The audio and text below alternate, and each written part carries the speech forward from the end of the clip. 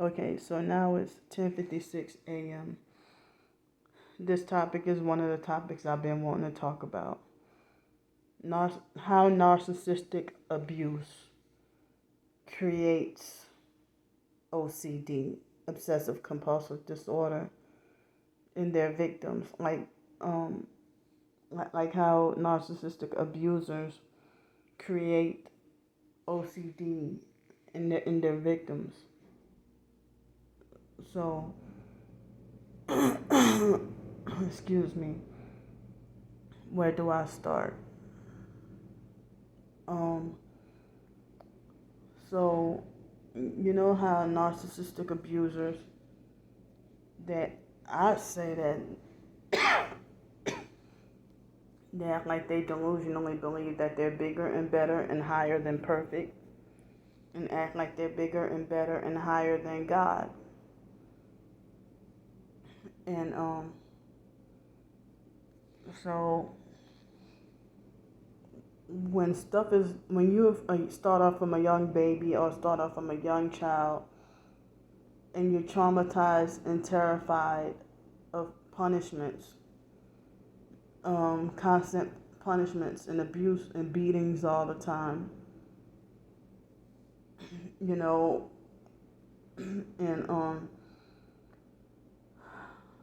you're brainwashed and trained into believing that just because they act like they have this, mindset to think that they're bigger, better, and higher and more perfect than God, then you're brainwashed to trust that everything they do or say is right, and that that they're invincible and never make mistakes. And if you make a mistake and they're overly critical, like they're overly critical of your every move, your every breath, everything word that comes out of your mouth, your every action. You're just constantly judged all day and all day, every day. So the complex, they say that narcissistic abuse is a one-on-one cult, and basically, the narc is trying to get into the empath, the victim. They try to get inside of your soul just so that they can destroy it and crush you. They slam that door and crush you. They can destroy your soul and crush you. And they basically, some people basically call narcissistic abuse, they call it soul murder.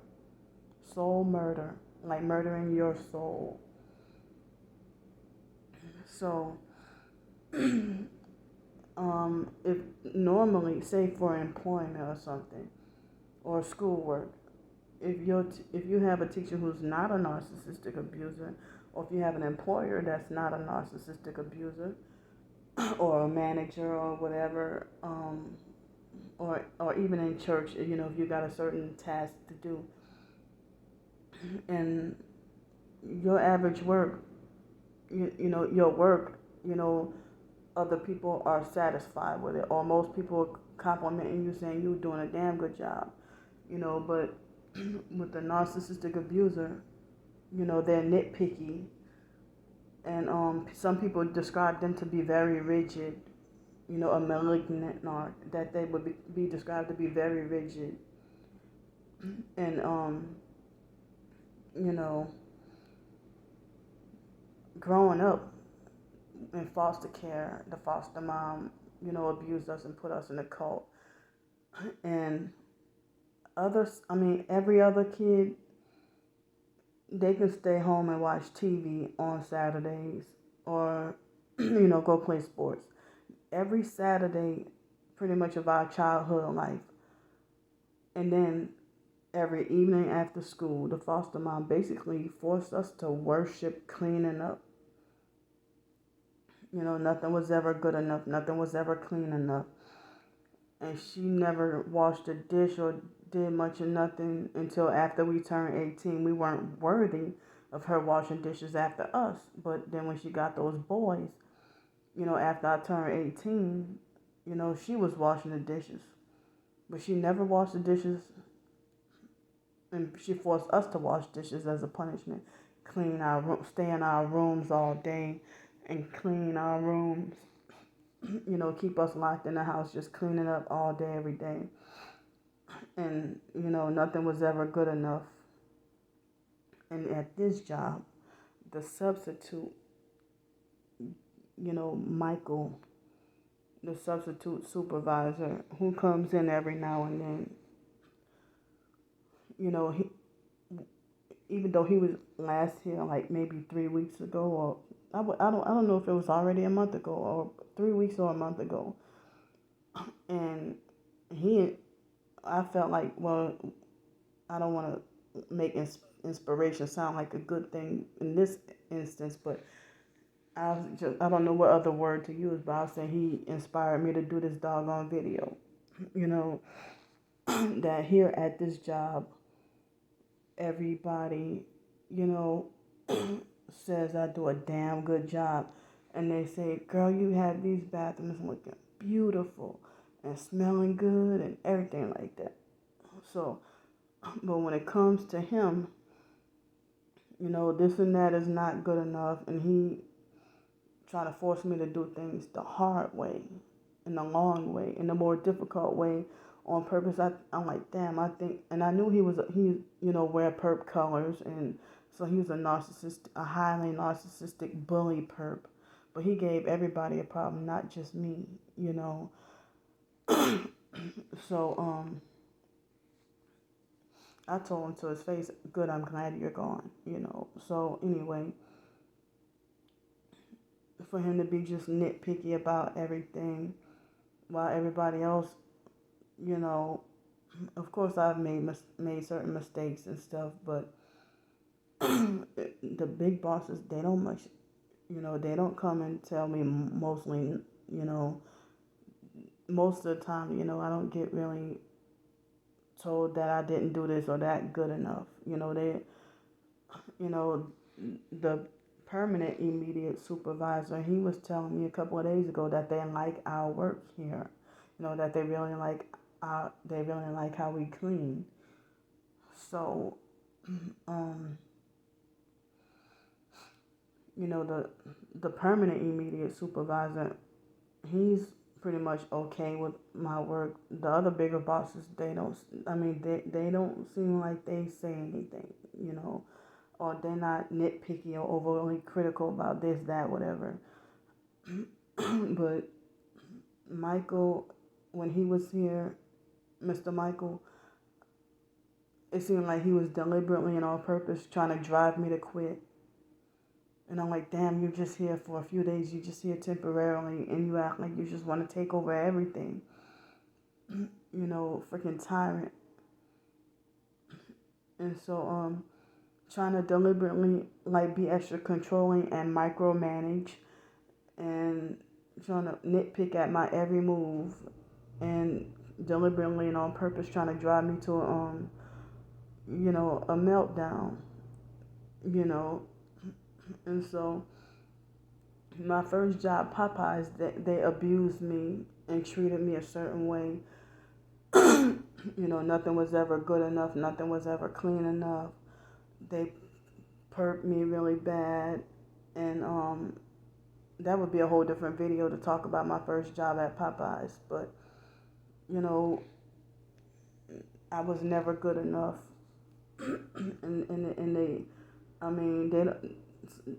They're low class, ignorant, and ghetto enough that they didn't even care about abusing a child on the job at work. So, cheating me out my money and scamming me at Popeyes and stuff, that's a whole different video over there. But,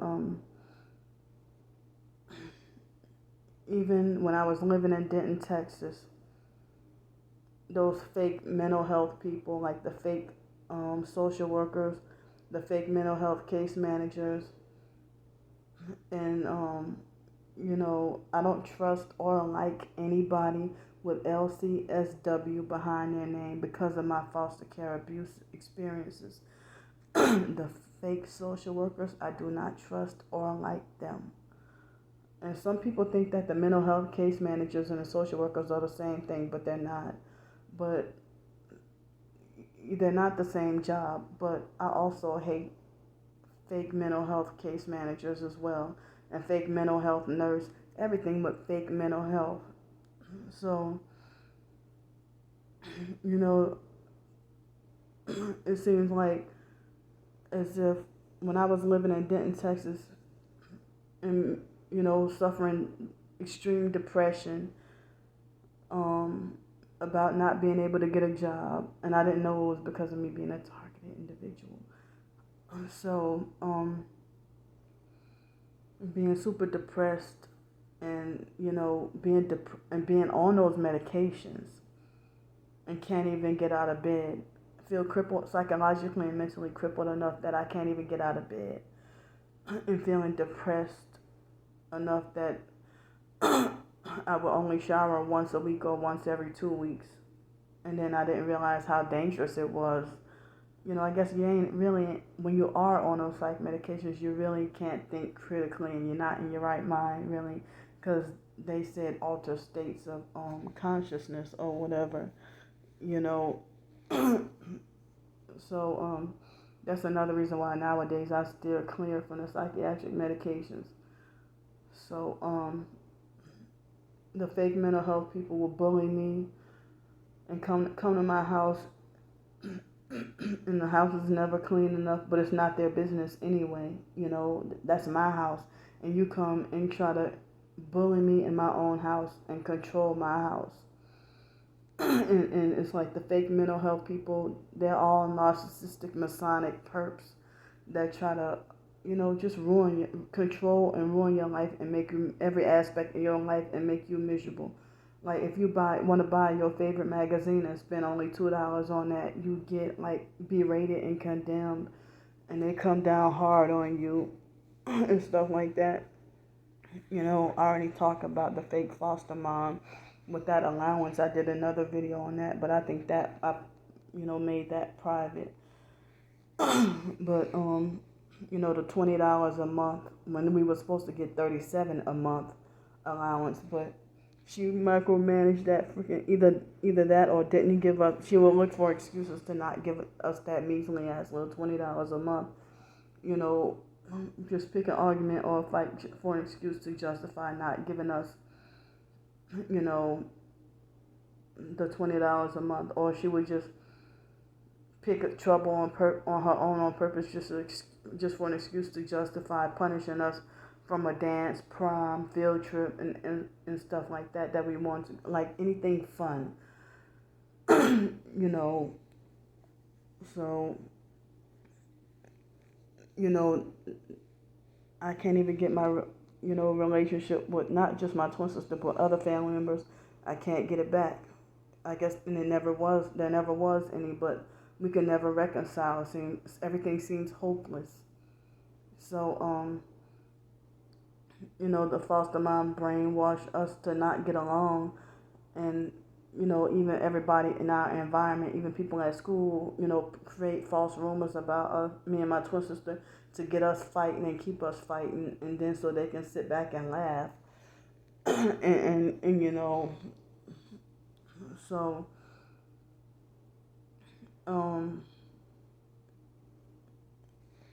it's like, you know, all this just for money. You know, and they also think, well, two twins arguing and fighting, oh, that's crazy, y'all some crazy people. You know, so they kept us arguing and fighting so that they can make it like, oh, it's part of their mental health, and so that they can keep making more money off of us arguing and fighting and quote unquote needing psychiatric fake care, which is control, not really care.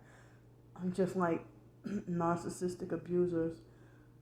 They do stuff like do things to hurt, and then they say it's to help strengthen you and better yourself, when they're actually destroying you and beating you down. You know, so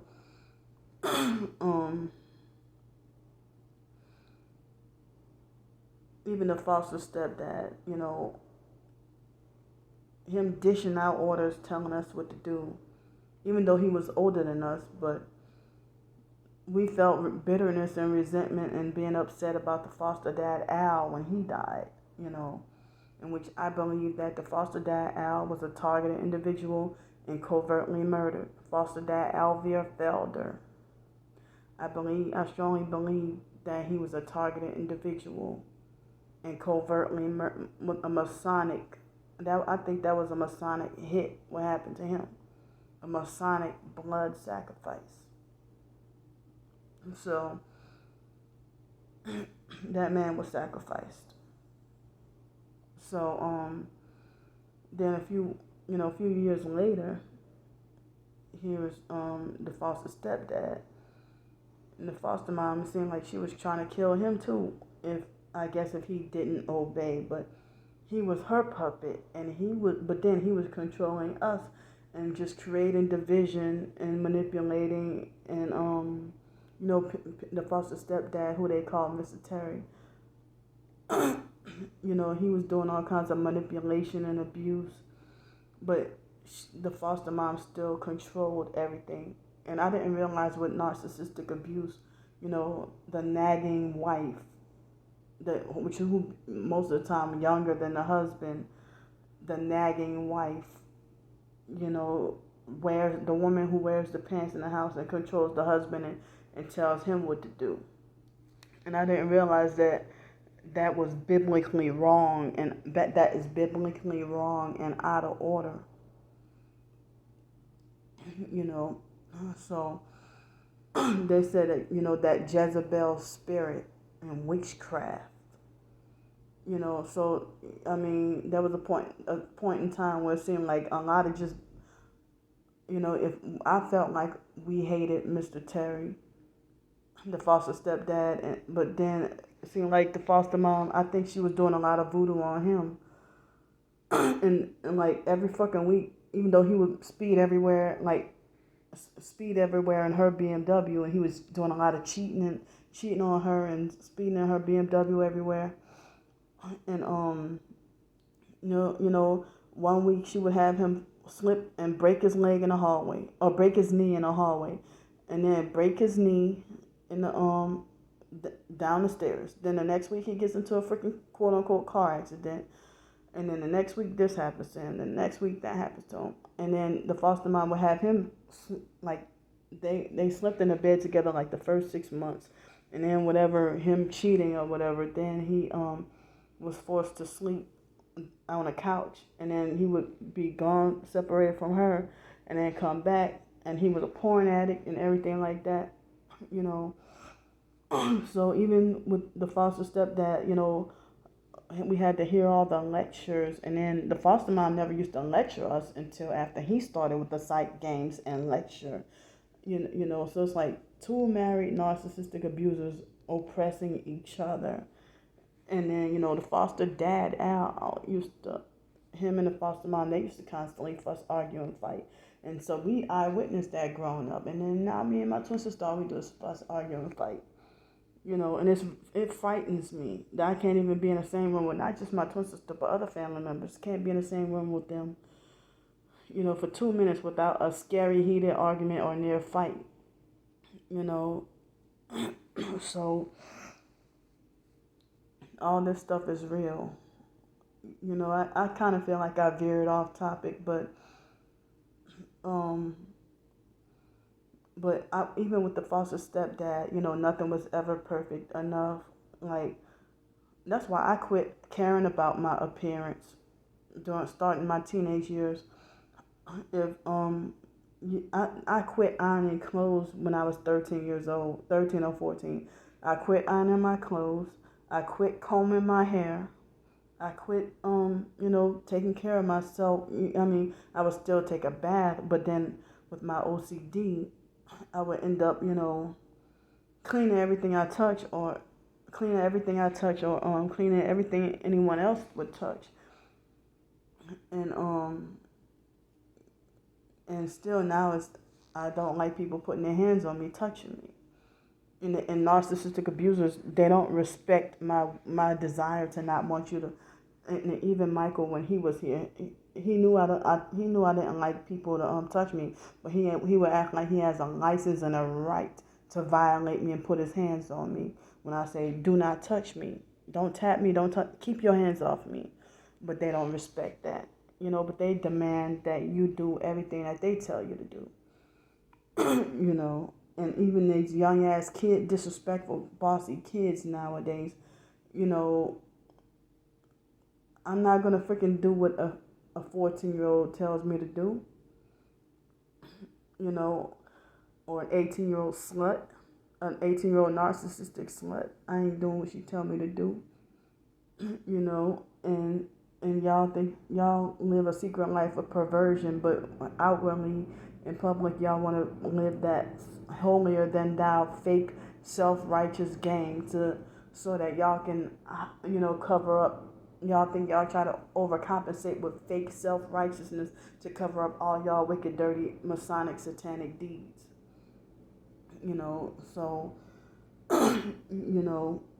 I'm 37, almost 38, and it's like I got people still wanting to force me to go back to reliving my childhood traumas all over again. So the foster mom, will force us to eat peanut butter and jelly sandwiches as a punishment, or drink water, or keep us constantly clean, washing doggone dishes all day, every day. Me being 3 years old, forced to eat out of the garbage can. I wasn't allowed to waste food, but it was okay for her biological grandkids to waste food, and we were a little older than them. A nice bit older than them.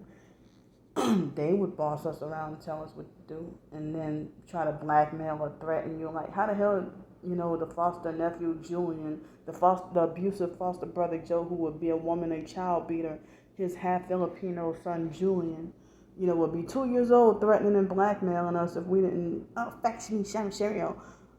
No, if you don't fix me no cereal, I'm gonna go tell Aunt Mimi. Like, so fix me some rice. So it's like me being like, it seemed like it was established in foster care that everybody had more rights than I did, and I had to be everybody's slave and puppet to do what everybody, I had to be everybody's errand girl, run errands for everybody, or what do you call it? I had to be everybody's maid and slave and everything. Oh, go fix me some water. Go fix me this. Go do that. Do this. Do that. And then they want to think they have the authority to punish me with the silent treatment and just using me for when they want to pretend to be fake nice, using me for favors and stuff. But I guess being when narcissistic abusers being overly critical and everything, it's like being scared of that, afraid of punishment is why being afraid of punishment, and then it seems like you gotta be overcompensate to be extra clean just to stay safe from being punished, or brace yourself from the worst traumatic punishment. Even being 4 years old and the foster cousin Mildred, people used to describe her as stuck up. Nah, she's a narcissistic abuser who's highly narcissistic, arrogant, and conceited, and that's why they call her stuck up. So she was a narcissistic abuser who just demanded her, and people gave her everything she wanted. And, they worship her and put her on a pedestal. She never put her hands on me, I don't think, but she was very abusive, and she would, threaten me. She was only 8 years older than me, but they let her, act like she runs the damn world. But when I stand up to, if I stand up to them violating me, that's when they want to be like, well, you act like everybody's supposed to cater to you. And you act like you want everything, like you want everybody to agree with you, and you want everything free, or you want everything handed to you on a silver platter for free. Like they try to make it like I'm just spoiled and entitled, whenever I try to stand up for my right against being abused. And people would blame me, victim blame me, if they say, oh, you stupid, you shouldn't have allowed this and that to happen to you. And then when I do stand up to them, oh yeah, I had to brace myself for the biggest persecution and abuse if I do stand up, so damned if I do, damned if I don't, and growing up, if me and another kid will fight, they say, if you get your ass whipped, then both of y'all, I'm gonna sit there and have y'all fight to, and then whoever loses the fight, they're gonna get the butt whooping. I don't know if y'all can identify or remember stuff like that. But I personally haven't been put in that situation, but I think I've been threatened with that and seen the other kids, threatened with that. So yeah. I'm pretty sure I had more to say, but I think I'm running out of time. So I'm going to go for now, but I guess y'all get what I'm trying to say. Oh, one more thing before I go. Also, what I was trying to bring up with the foster cousin Mildred, her and also people like the foster stepdad, Mr. Terry, they would call us nasty. Well, I remember being called nasty and dirty, and they run us out of the kitchen and yell at us if we try to go in the kitchen while they're cooking and stuff. Not together at the same time, but different points in my life. So I'm going to go now and got to get back to work.